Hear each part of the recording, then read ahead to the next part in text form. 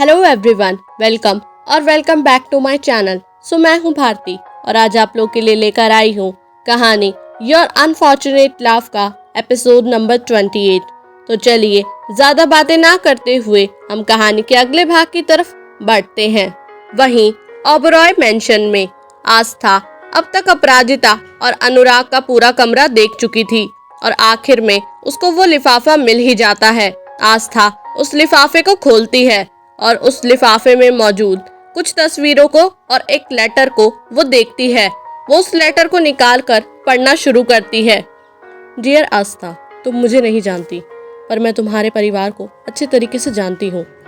मैं हूँ रायमा राठौर, मेरे पापा का नाम ऋषभ राठौर, जिनके साथ तुम्हारी माँ ने अपनी पहली शादी रचाई थी। शायद तुम्हें ये बताया गया होगा कि मेरे पापा ने तुम्हारी माँ से ज़बरदस्ती शादी की थी और मैं अपने पापा की नाजायज़ बेटी थी। मैं तुम्हें बताना चाहती हूँ कि ऐसा कुछ नहीं था। मेरे पापा ने तुम्हारी माँ से ज़बरदस्ती शादी नहीं की थी, बल्कि मेरे पापा और तुम्हारी माँ ने एक दूसरे को पूरे 2 साल तक डेट किया था। ये बात सच है कि मेरे पापा माफिया की दुनिया से जुड़े हुए थे, पर वो भी इस प्यार की दुनिया में अंधे हो गए थे। तुम्हारी माँ ने अपनी मर्जी से शादी की थी। कुछ महीनों तक चीज़ें अच्छी चली। मेरे जन्म लेने के कुछ समय बाद ही मेरी असली माँ की मौत हो गई थी, लेकिन फिर मेरी जिंदगी में अपराजिता आई और उसने सच में मेरा ध्यान रखा।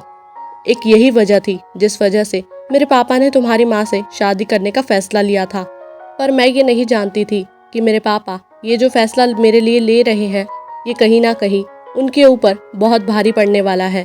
कुछ महीनों तक सब कुछ ठीक चला, पर उसके बाद एक दिन ऐसा आया जब मेरे पापा को अपराजिता पर इतना ज़्यादा विश्वास हो गया कि उन्होंने अपने आधे से ज़्यादा बिजनेस अपराजिता के नाम कर दिया। जिस दिन ये सब हुआ उसके अगले दिन ही अचानक से मेरे पापा की मौत हो गई।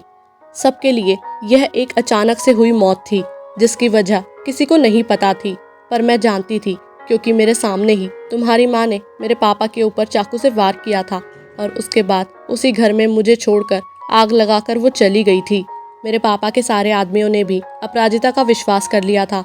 सबको यही लगा था कि शायद मेरे पापा के किसी माफिया के दुश्मन ने मेरे और मेरे पापा के साथ ये सब कुछ किया है। मैं सिर्फ 8 साल की थी जब मेरे साथ ये सब कुछ हुआ। मुझे नहीं पता था कि मुझे क्या करना है, पर शायद भगवान नहीं चाहते थे कि मैं मरूं। इसी वजह से मैं किसी तरह बचकर उस घर से जिंदा बाहर आ गई। पर मेरे साथ कोई नहीं था, कोई भी नहीं। अपना पूरा बचपन मैंने दर दर भटकते हुए काटा है। आज यही सारी बातें मैं तुम्हें इसलिए बता रही हूँ क्योंकि मैं ये जानती हूँ कि इस पूरे घर में सिर्फ तुम ही हो जो सच के लिए खड़ा हो सकती हो और लड़ सकती हो। मुझे नहीं पता कि ये लेटर तुम्हारे पास कब तक पहुँचेगा, क्या पता तब तक मैं अपना बदला ले चुकी हूँ। पर ये लेटर मैंने इसलिए लिखा है ताकि तुम्हें मैं पूरी असलियत बता सकूं और तुम्हें ये पता लग जाए कि तुम्हारे माँ बाप बिल्कुल भी सीधे नहीं हैं।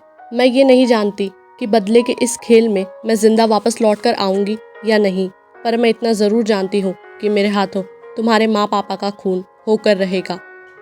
लेटर पढ़ने के बाद आस्था इन तस्वीरों को गौर से देखती है। यह एक तस्वीर थी जहां पर अपराजिता के हाथ में चाकू था जो कि खून से लथपथ था और नीचे एक इंसान गिरा हुआ था। कमरे के किनारे एक छोटी सी व्हाइट कलर की फ्रॉक पहने बच्ची सहमी हुई खड़ी थी। यह फोटो किसी सीसीटीवी फुटेज से ली गई थी। सारी सच्चाई जानने के बाद आस्था 2 पल के लिए अपने आप पर शक करने लगती है। क्या उससे ये सब कुछ सही पड़ा गया है?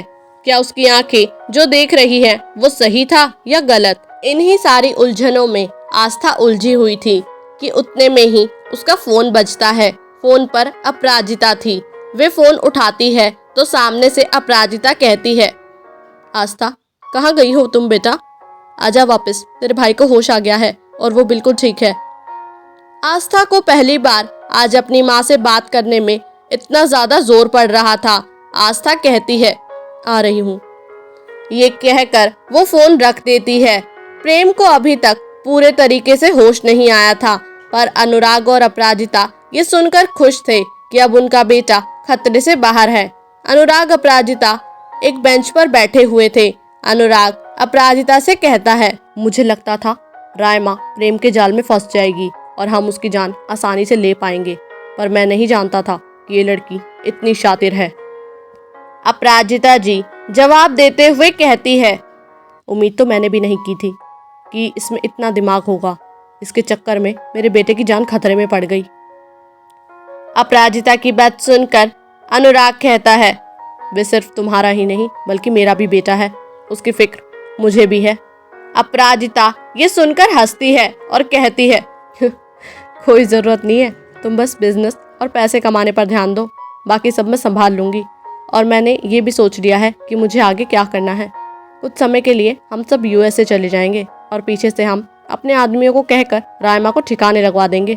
मैं जानती हूँ कि ये काम अपने आदमियों से करवाने में भी खतरा है, पर अब ये सब मेरा प्रेम नहीं करेगा, अपने आदमियों से ही रायमा को मरवा दो। क्या अपराजिता और अनुराग हो पाएंगे अपने मकसद में कामयाब? कैसे लेगी रायमा अपना बदला? जानने के लिए सुनते रहिए कहानी your unfortunate love. Thank you.